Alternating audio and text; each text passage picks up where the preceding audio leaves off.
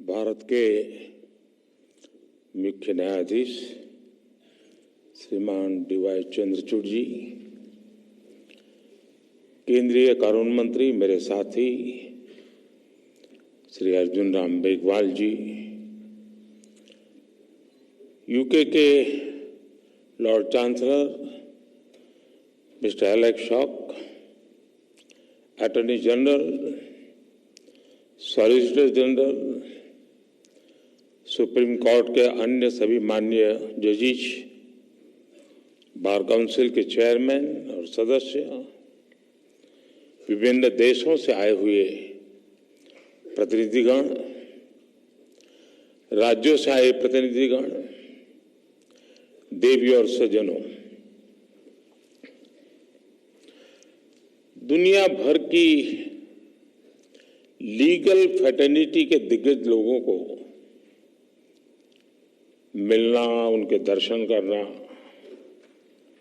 ये मेरे लिए एक सुखद अनुभव है।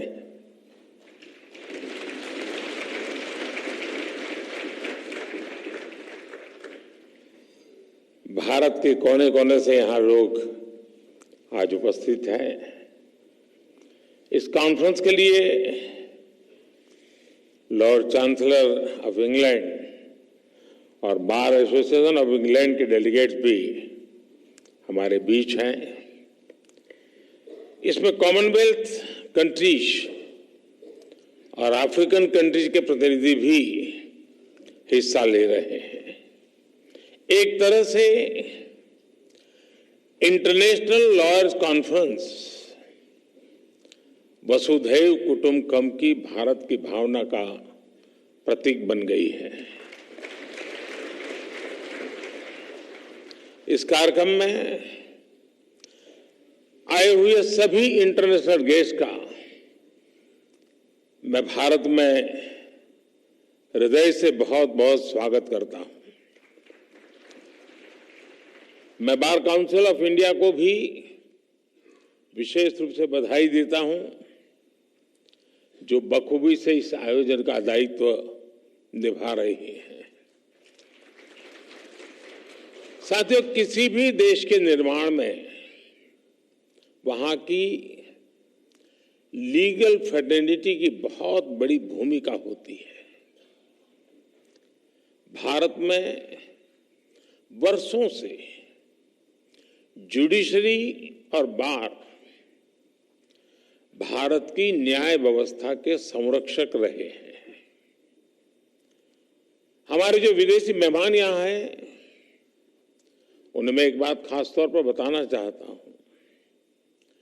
कुछ ही समय पहले भारत ने अपनी आजादी के 75 साल पूरे किए हैं और आजादी की इस लड़ाई में लीगल प्रोफेशनल्स की बहुत बड़ी भूमिका रही है।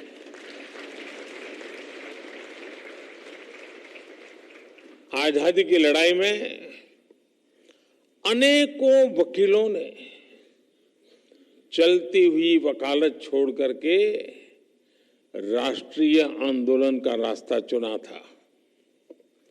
हमारे पूज्य राष्ट्रपिता महात्मा गांधी, हमारे संविधान के मुख्य शिल्पी बाबा साहब आम्बेडकर, देश के पहले राष्ट्रपति डॉक्टर राजेंद्र प्रसाद, देश के पहले प्रधानमंत्री पंडित जवाहरलाल नेहरू, देश के पहले गृह मंत्री सरदार वल्लभ भाई पटेल, आजादी के समय देश को दिशा देने वाले लोकमान्य तिलक हो, वीर सावरकर हो, ऐसे अनेक महान व्यक्तित्व भी वकील ही थे।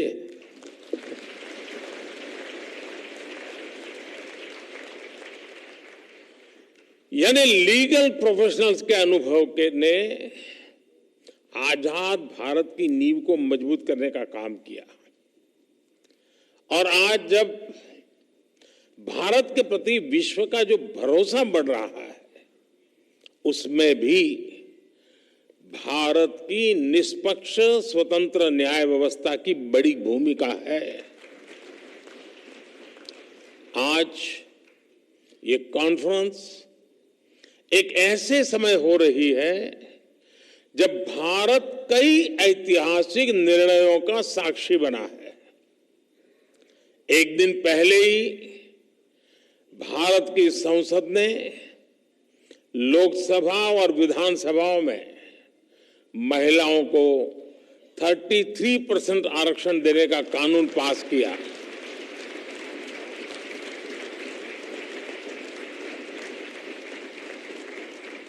नारी शक्ति वंदन कानून भारत में विमेन लेड डेवलपमेंट की नई दिशा देगा, नई ऊर्जा देगा। कुछ ही दिनों पहले ही G20 के ऐतिहासिक आयोजन में दुनिया ने हमारी डेमोक्रेसी, हमारी डेमोग्राफी और हमारी डिप्लोमेसी की झलक भी देखी। एक महीने पहले आज के ही दिन भारत चंद्रमा के साउथ पोल के समीप पहुंचने वाला दुनिया का पहला देश बन गया था। ऐसी अनेक उपलब्धियों के आत्मविश्वास से भरा भारत आज 2047 तक विकसित होने के लक्ष्य के लिए मेहनत कर रहा है और निश्चित तौर पर इस लक्ष्य की प्राप्ति के लिए भारत को एक मजबूत, निष्पक्ष, स्वतंत्र न्यायिक व्यवस्था का आधार चाहिए। मुझे विश्वास है इंटरनेशनल लॉयर्स कॉन्फ्रेंस इस दिशा में भारत के लिए बहुत ही उपयोगी साबित होगा। मैं आशा करता हूं कि इस कॉन्फ्रेंस के दौरान सभी देश एक दूसरे की बेस्ट प्रैक्टिसेस से काफी कुछ सीख सकेंगे। फ्रेंड्स, 21वीं सदी में आज हम एक ऐसी दुनिया में रह रहे हैं जो डीपली कनेक्टेड है। हर लीगल माइंड या इंस्टीट्यूशन अपने जुरिडिक्शन को लेकर बहुत सचेत है, लेकिन ऐसी कई ताकतें हैं जिनके खिलाफ हम लड़ रहे हैं। वो बॉर्डर्स या जुरिडिक्शंस की परवाह नहीं करती। और जब खतरे ग्लोबल है तो उनसे निपटने का तरीका भी ग्लोबल होना चाहिए। साइबर टेररिज्म हो, मनी लॉन्ड्रिंग हो,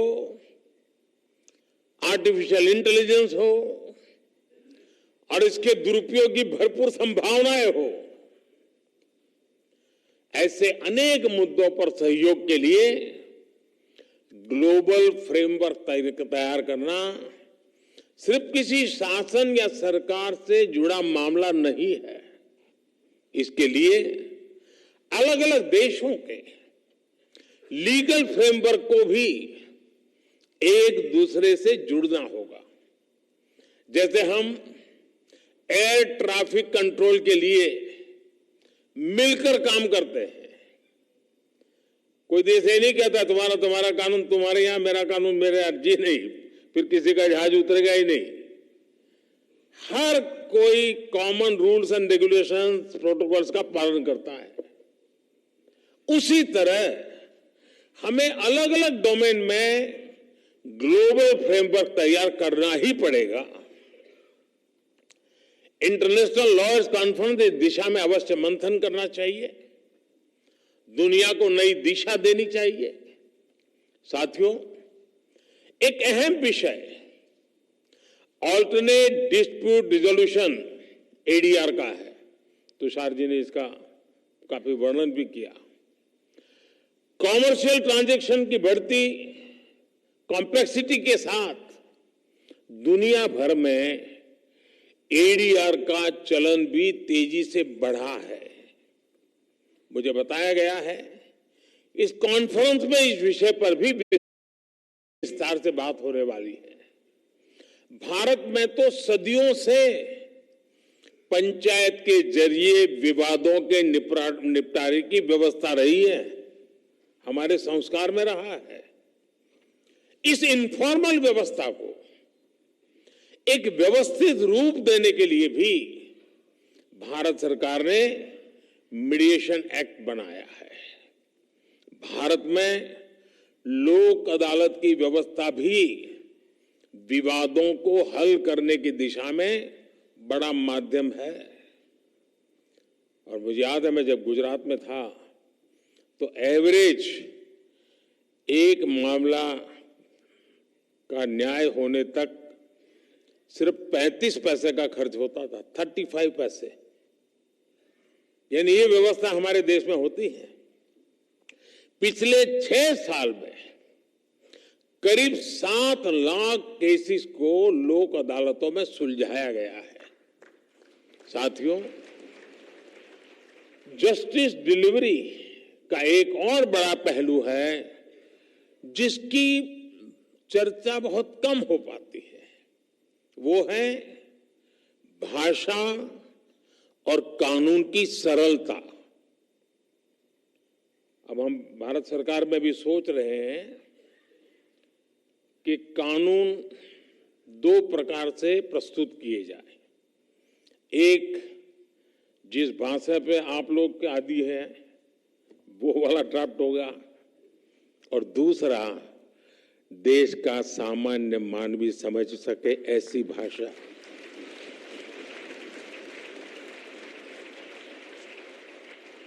उसको कानून भी अपना लगना चाहिए। हम कोशिश कर रहे हैं, मुझे भी सिस्टम भी उसी ढांचे में पली बड़ी है तो उसको बाहर निकालते निकालते, लेकिन हो सकता है कि अभी मुझे काफी काम है, मेरे पास समय भी बहुत है, तो मैं करता रहूंगा।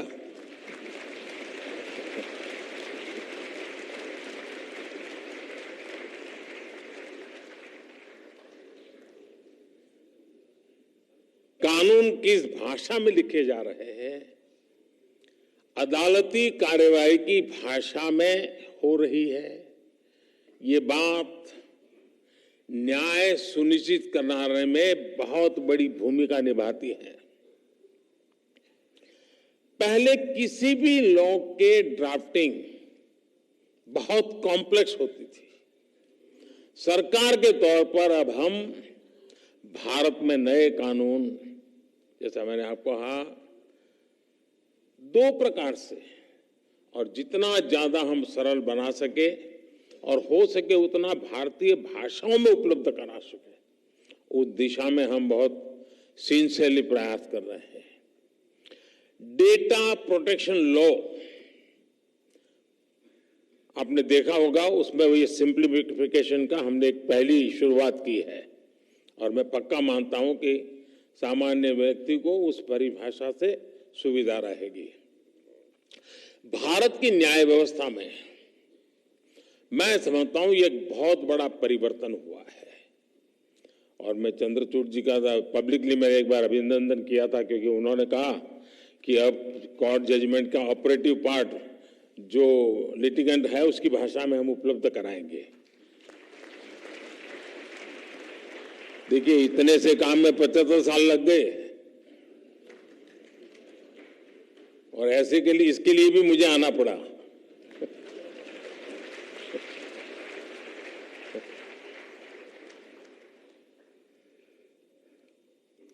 मैं भारत के सुप्रीम कोर्ट को इसके लिए बधाई दूंगा कि उसने अपने फैसलों को कई स्थानीय भाषाओं में भी अनुवाद करने की व्यवस्था की है।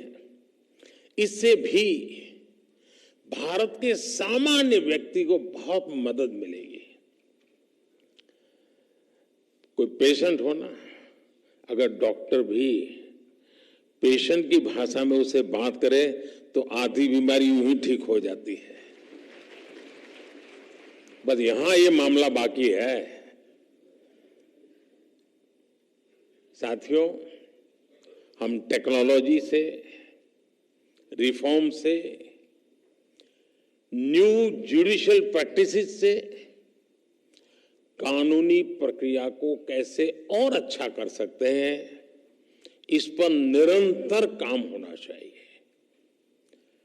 टेक्नोलॉजी एडवांसमेंट ने जुडिशरी सिस्टम के सामने बड़े एवेन्यूज बना दिए हैं। थोड़े से टेक्नोलॉजिकल एडवांसमेंट ने ही हमारे ट्रेड, इन्वेस्टमेंट और कॉमर्स सेक्टर को बहुत बड़ा बूम दिया है। ऐसे में लीगल प्रोफेशनल से जुड़े लोगों को भी इस टेक्नोलॉजिकल रिफॉर्म से ज्यादा जुड़ना होगा। मैं आशा करता हूं कि इंटरनेशनल लॉयर्स कॉन्फ्रेंस न्यायिक व्यवस्थाओं के प्रति पूरी दुनिया का विश्वास बढ़ाने में सहायक सिद्ध होगी। मैं इस आयोजन से जुड़े हर व्यक्ति को इस सफल कार्यक्रम के लिए अपनी ढेर सारी शुभकामनाएं देता हूं। बहुत बहुत धन्यवाद।